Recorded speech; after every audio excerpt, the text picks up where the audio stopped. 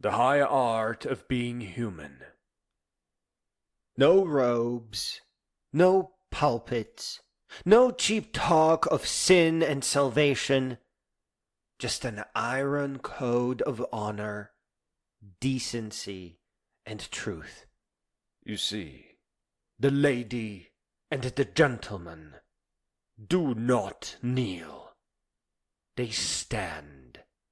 They do not beg forgiveness for being born. They demand the responsibility to grow into something worthy of the name human.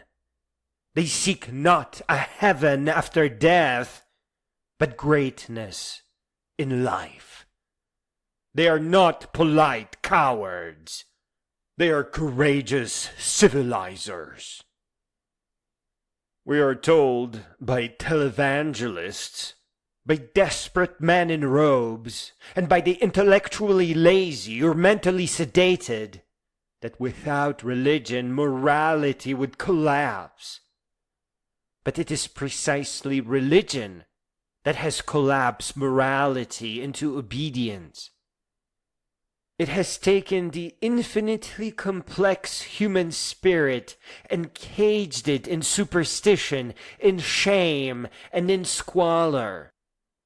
If humanity had once and for all chosen the morality of the lady and the gentleman, there would be no wars to make men holy by killing each other. There would be no forced conversions of the wounded, no children taught that curiosity is a sin and obedience is a virtue, no science gagged, no women erased, no art stifled by fear.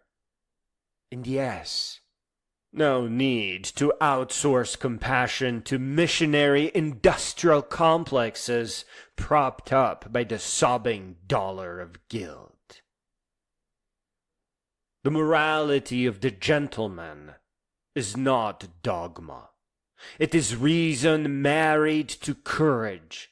It is intellectual hygiene, the daily discipline of thought where honesty is holy and clarity is king. It does not fear questions. It does not punish doubt. It trains the mind and tempers the soul. And the lady, she's not demure, but majestic. She commands respect because she respects herself. She does not lower her voice to please the room. She raises the room to the level of her voice.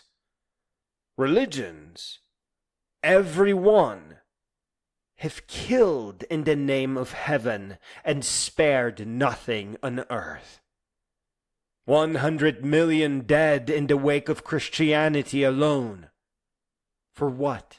For empires disguised as churches?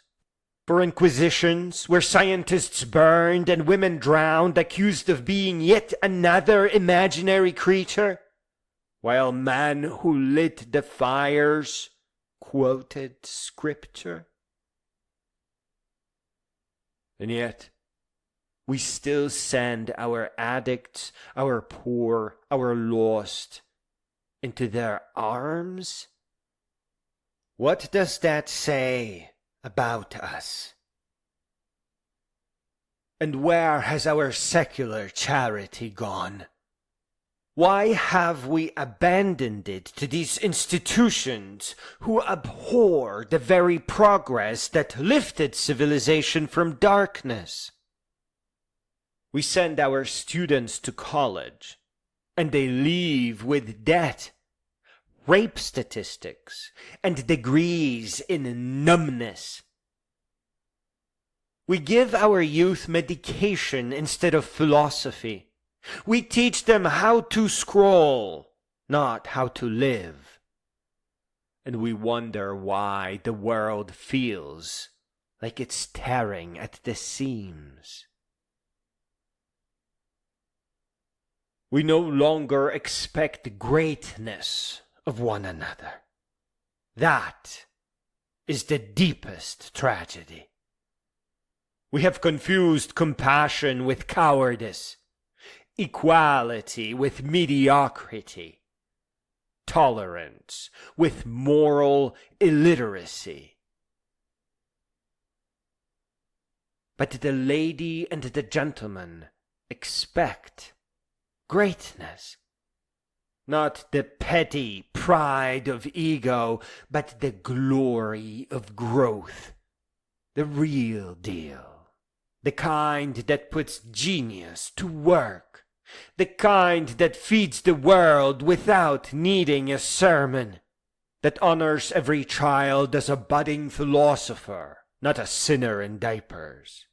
That asks not for your faith, but for your excellence. You want morality? Morality is a father showing up for his child. Morality is a scientist refusing to falsify results for funding. Morality is a woman refusing to lie to be liked.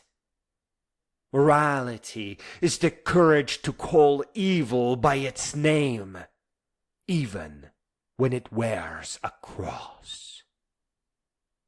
And above all, morality is honesty, the unflinching, undiluted confrontation with what is, so that we might climb toward what ought to be. That is the morality of the lady and the gentleman. It is not inclusive, because it excludes cowardice. It is not tolerant, because it refuses to tolerate what diminishes the human soul. It is not humble, because it dares to reach for greatness. It does not flatter you, but it loves you enough to demand your best. And in that love, in that bold demand, is peace. Not the quiet of obedience, but the harmony of minds awakened. The world does not need more prayers. It needs more ladies. It needs more gentlemen. It needs more authenticity and truth and wisdom and greatness